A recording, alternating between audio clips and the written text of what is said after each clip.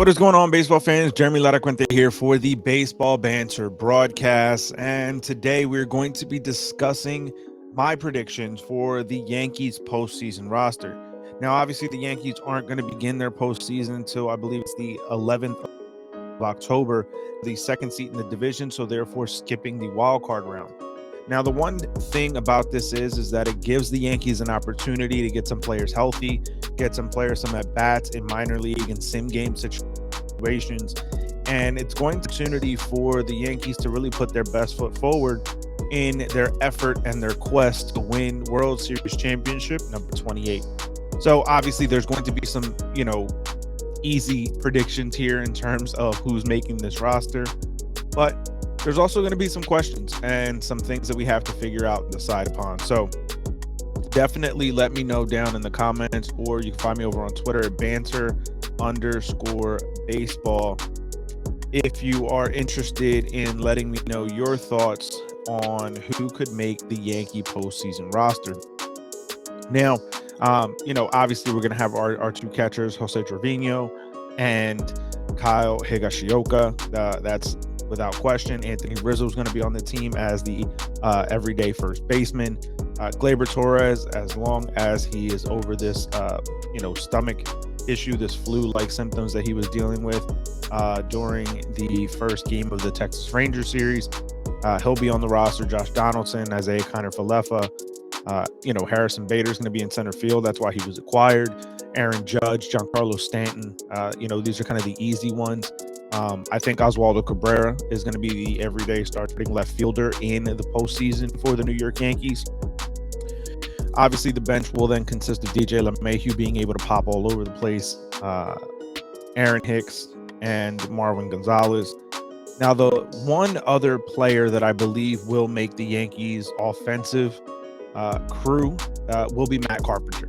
I think that with the reports that we've been hearing on both Matt Carpenter and Andrew Benintendi is less likely. So I think that we don't actually get to see Benintendi at all during this postseason run. I believe Matt Carpenter is going to go through some sim game situations, some minor league games, to be able to get himself quite a few at-bats going into the last 3 games of the Yankee regular season, heading into the postseason. So I do believe that we will see Matt Carpenter on the postseason roster.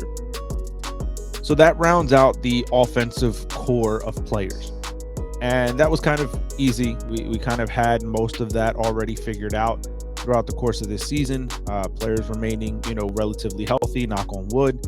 But the pitching staff is really where some questions can come in. And I think that when we look at the way that things have kind of shaken out over the last couple of days, really, even more so the last few weeks, there's some different names that are going to be on this roster than what have been helping throughout the course of the season. Because over 162, you can kind of gloss over some ineffectiveness and some, lack of. But I do believe that there's going to be some players that are not going to be on this postseason roster, and it's going to surprise some people. But obviously, your 4 starters are going to be Garrett Cole, Nestor Cortez, Luis Severino, and Jameson Taillon.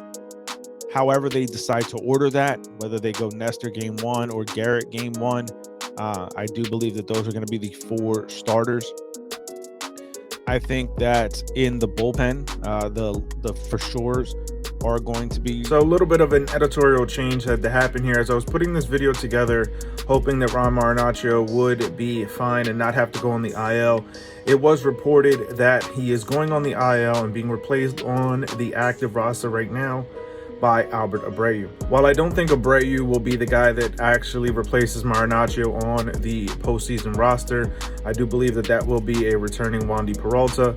This is a big blow for the New York Yankees, so just wanted to add that in here as we put this together. But back to the regular video. Scott Efros, Jonathan Loaizaga, Lucas Litke, Lou Trevino, I think are going to be locks for the bullpen. I think that when you look at the way the second half kind of played out for Clay Holmes and the fact that he's right now dealing with an injury, there's a lot of questions as to whether or not he's going to be on the postseason roster. But I believe that the question really is going to come down to Clay Holmes or Aroldis Chapman. And with the last meltdown that Chapman had on the mound the other day, I think he played himself right off the postseason roster. So I do believe that Clay Holmes gets one of the bullpen spots in the postseason roster. Now that leaves really two spots for pitchers. And what I think is going to happen for the New York Yankees is I believe Clark Schmidt gets one of those two spots. And that leaves one spot open for a potential fifth starter, long man swing guy. Frankie Montas was acquired by the New York Yankees to be a part of this postseason roster. However, I don't think that that's the case now anymore. I think Domingo Germán gets that final spot in the bullpen as kind of the swing man, potential fifth starter if needed, long reliever type. If there's some sort of blowout situation, I think that he gets that spot. And like I said, I don't think that this is going to be a monumental, bold prediction when it comes to this postseason roster. I think that if you've watched the games the way that they've kind of played out over the last few weeks, last few days, even more so recently, there's not a lot of debate as to who's going to be on this roster. I think that, and I might do a whole separate video on it, but Aroldis Chapman's days on the New York Yankees are effectively done. He's a free agent after the end of the season. I do not see the Yankees picking him up at all, let alone for any kind of serious closer type money, which I'm sure he's going to still be looking for because he believes in himself and still has an extremely powerful fastball when he can find it and control it. But I don't think that the Yankees, era of Aroldis Chapman is going to continue beyond the last 3 games in Texas. I think that Aroldis is left off of the postseason roster, maybe to be reevaluated after some, sim game situations if there's a need that arises after, a potential first round matchup in that divisional series. So I think that we have effectively, or will effectively, have seen the last of Aroldis Chapman after these 3 games in Texas. I don't believe he makes the postseason roster.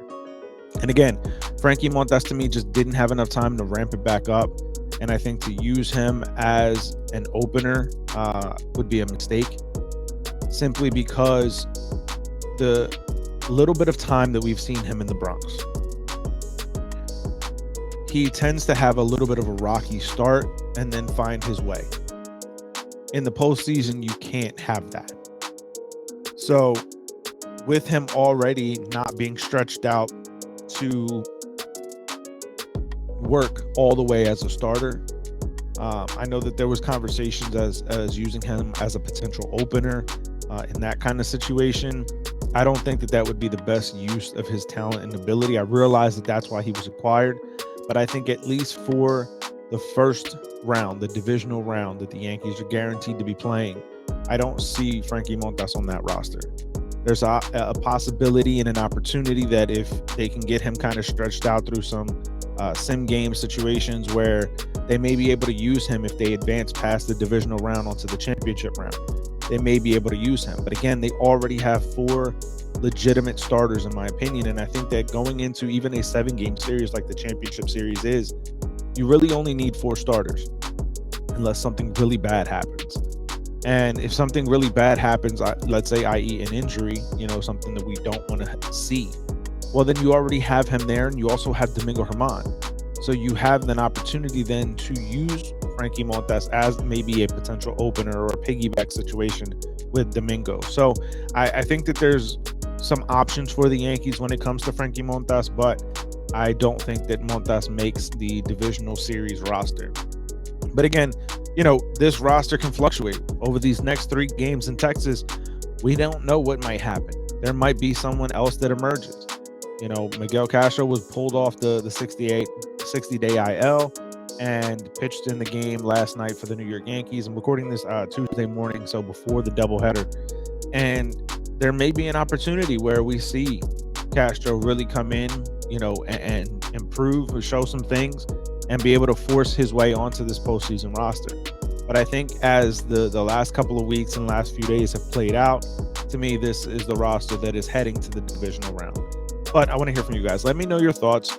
Yankee fans, is there a surprise pick on this list? Is there someone else that you would have included over one of the players that I mentioned on this list? I do think that there's an opportunity that if Matt Carpenter isn't healthy, or with some struggles that we've seen Marwin Gonzalez have over the last season of play, although Marwin has had a few couple games of solid play, that he could be left off the roster in favor of a player like Tim LeCastro who can come in and run. I do think that that's going to be important. If Matt Carpenter doesn't really light up the world in these sim game, rehab, minor league game situations, I do believe that he is replaced on the roster by Tim LeCastro as a pinch runner and defensive replacement kind of situation. But we'll have to wait and see how those games play out for Carpenter. I think that if his bat is ready, if he is ready to be able to come in and be an effective bat, especially a lefty bat in this predominantly right-handed lineup, I think that it's going to be a big deal for the Yankees to have him on that roster. But we'll have to wait and see kind of how things play out. I also don't necessarily believe that Marwin is going to be left off the roster, even with some struggles this season, because he is so versatile in all the positions that he plays. But we'll have to wait and see. Like I said, I think the big thing for the Yankees is deciding between Frankie Montas and Domingo Germán, as well as figuring out just how ready Matt Carpenter is. But again, let me know your thoughts, your feelings on this down in the comments. Twitter, find me at banter_baseball if you want to keep the conversation rolling. So as always, you know the deal on this channel. We're part of a larger family channel, Laracuente Media Group. So make sure you follow our sister channels, WeSibs and The Granny Geek Show. Very good content there from both channels, covering your favorite movies and TV shows, as well as tech, app, and the philosophy of tech. So make sure you keep it locked into both of those channels, as well as this one here on the Baseball Banter Broadcast, by hitting the subscribe button on all three channels. So head over to baseballbanterbroadcast.com, use the promo code Yankees and save 10% off your order. And as always, keep it locked in all season long as I continue to cover the latest news, notes, and my personal thoughts, theories, and opinions on the game of Major League Baseball. Peace.